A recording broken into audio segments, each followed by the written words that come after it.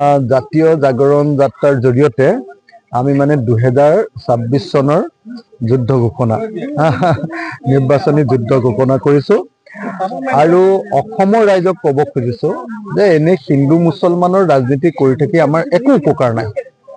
তাৰ বিপৰীতে যদি আমি অসমৰ প্ৰত্যেকডৰা পথাৰত পানী যোগান যদি কৰিব পাৰোঁ তেতিয়া 3বাৰ খেতি কৰিব পাৰিম, অসমীয়া মানুহ ধনী হ'ম।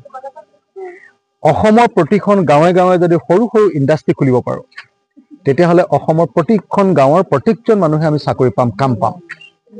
এইবিলাক কাম নকৰি, গাঁৱৰ ৰাস্তা নবনাই, গাঁৱৰ দুখীয়া মানুহক সহায় নকৰি অকল হিন্দু মুছলমান কৰি থাকিলেতো আমাৰ দেশ নচলে।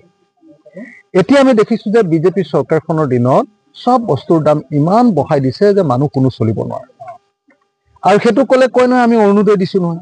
আৰে তোমাৰ অৰুণোদয়ত কেইটা মানুহে চলিব পাৰিব? তোমাৰ অৰুণোদয়ত কেইটকা দিয়া যে যিকেইটা টকাৰে সেইকেইটা টকাৰে মানুহ পৃথিৱীত চলিব পাৰে নেকি?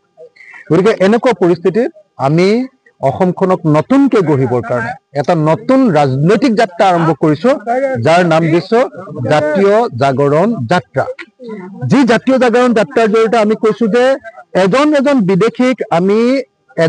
বিদেশীক বিচাৰি উলিয়াই আমি অসমৰ পৰা খেদিম। কেনেকৈ খেদিম? তাৰ কাৰণে NRC-খন কমপ্লিট কৰিম। NRC-ত নাম থকা মানুহবিলাকে আইডেণ্টিটি কাৰ্ড পাব। NRC-ত নাম নথকা মানুহ চবেই বিদেশী ৰূপে গণ্য হ'ব আৰু অসমৰ পৰা যাব লাগিব। নাম্বাৰ 1। নাম্বাৰ 2, আমি কৈছো যে অসমৰ থলুৱা মানুহবিলাকক, খিলঞ্জীয়া মানুহবিলাকক যদি অধিকাৰ প্ৰদান কৰিবলৈ হয় তেতিয়াহ'লে 6 জনগোষ্ঠীৰ জনজাতিকৰণ কৰি দিব লাগে। কলিতাসকলৰ জনজাতিকৰণ কৰি দিব লাগে, নাথ যোগীসকলক জনজাতিকৰণ কৰি দিব লাগে। তেতিয়া অসমৰ খিলঞ্জীয়া মানুহৰ হাতত আমাৰ ৰাজনৈতিক অধিকাৰটো থাকি যাব। কোনো বিদেশীয়ে আৰু কেতিয়াও আমাক একো কৰিব নোৱাৰে।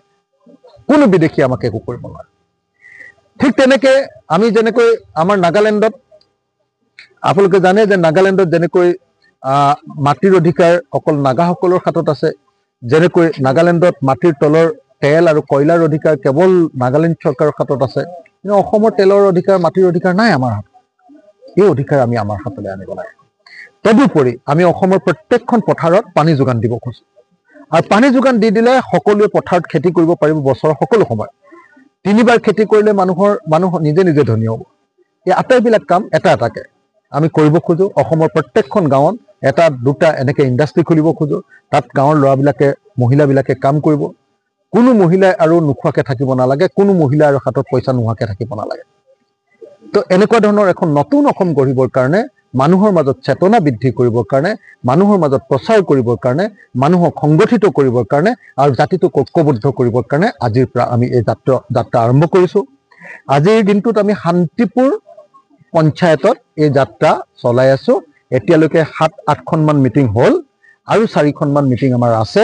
দিনটোত মুঠতে 11খন মিটিং আৰু শেষত এখন গণসভা। এনেকৈ আজি কাৰ্যসূচী গ্ৰহণ কৰা হৈছে। আৰু এই কাৰ্যসূচীৰ জৰিয়তে আমি 2026 চনত বিজেপিৰ চৰকাৰখনক যিকোনো প্ৰকাৰে ক্ষমতাৰ পৰা দলিয়াই পেলোৱাৰ সিদ্ধান্ত লৈছোঁ। ইতিমধ্যে 26ৰ